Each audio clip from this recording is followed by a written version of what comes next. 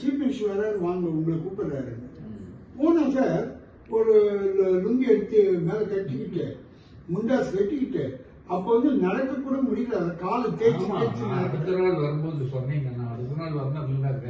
ஆமாங்க, நீங்களும் இவரும் வந்தீங்க. கலைஞர் வந்து நேரடியா ஒவ்வொரு படத்துக்கும் விளக்கங்கள் அது. ஆமாங்க, அதுதான் அது ஃபாலோ அப். இப்ப ஐயா சொல்றாங்கல்ல, இது போய் மேலே பார்த்து வந்தேன்னு. அதாவது ஜனவரி 1ஆம் தேதி திருவள்ளுவர் சிலை திறப்பு. அப்போ இங்க இருந்து அங்க போறது நமக்கு சிரமம், போக முடியாது. அதனால நான் என்ன செய்யறதுன்னு பார்த்துட்டு இருந்தேன்.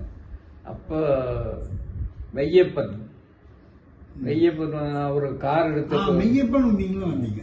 கல்லட மாணிக்கம் 2 பேரும் புறப்படுறாங்க, ஜாயின் பண்ணிருக்கேன். அப்புறம் சரியா 3 பேருமா போனோம். திண்டுக்கல்ல இந்த கமல வேலன்னு ஒரு குழந்தை எழுத்தாளர் இருக்காரு. குழந்தை எழுத்தாளர் சாகித்ய அகாடமி கூட அவருக்கு கொடுத்தேன் நான். அப்புறம் அவரையும் கூட்டிட்டு போனோம். போய் ஜனவரி 1ஆம் தேதி டிசம்பர் 31 எப்போது கழிச்சு 31. அப்புறம் அது ஜனவரி 1ஆம் தேதி திறக்கப்படுவதற்கு முன்னால காலையில் அப்புறம் இவரு நாகர்கோயில் பக்கத்தில் இருக்கிறதுனால விஐ சுப்பிரமணியத்தை போய் பார்த்து முதல் நாளே சொல்லிட்டோம், உங்க வீட்டுல உங்களை வந்து பார்க்க வர்றோம். பார்க்க வர்றது என்ன, இங்க வந்து காலை சாப்பிடுதா அப்படின்ட்டாரு. அந்த நாகர்கோயில் பலகாரங்கள் எல்லாம் வச்சு அந்த கடலை குழம்பு புட்டு இதெல்லாம் வச்சு உபசரிக்கணும் பண்ணாரு.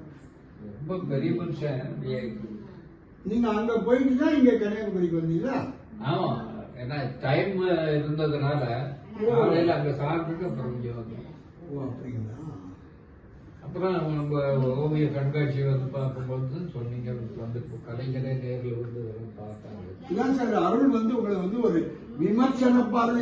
எங்களுக்கு கன்னியாகுமரியில ரூம் கிடைக்கல, அதனால நாங்க ராமநாதபுரத்தில் தங்கிட்டு கார் இருந்ததுனால ராமநாதபுரத்தில் தங்கிட்டு வந்துட்டு போயிட்டு இருந்தோம். அப்புறம் ரகுமான் கவியரங்கத்துக்காக வந்திருக்கிறாரு, வந்திருந்தாரு. ரகுமான், மேத்தா, தமிழர்மன் எல்லாருமே கவியரங்கம். அப்புறம் அவர் சொன்னாரு, என்னையா பைத்தியக்காரத்தனமா இருக்குது, எங்களுக்கு இருக்கிறது பிரம்மாண்டமான பங்களா கொடுத்துருக்காங்க, இடம் சும்மா கிடக்குது அப்படின்னாரு. அது நமக்கு தெரியாது. அப்புறம் வரிசையா சொற்பொழிவுகள், அது கலைஞர் பேச்சு எல்லாமே கேட்டோம். அதனால அந்த திருவள்ளுவர் சிலை திறந்த, கன்னியாகுமரியில் திறந்த ஒரு வரலாற்று சம்பவத்துல ஒரு சின்ன துணுக்காக நாமளும் போய் சேர்ந்துட்டோம். அதுல வந்து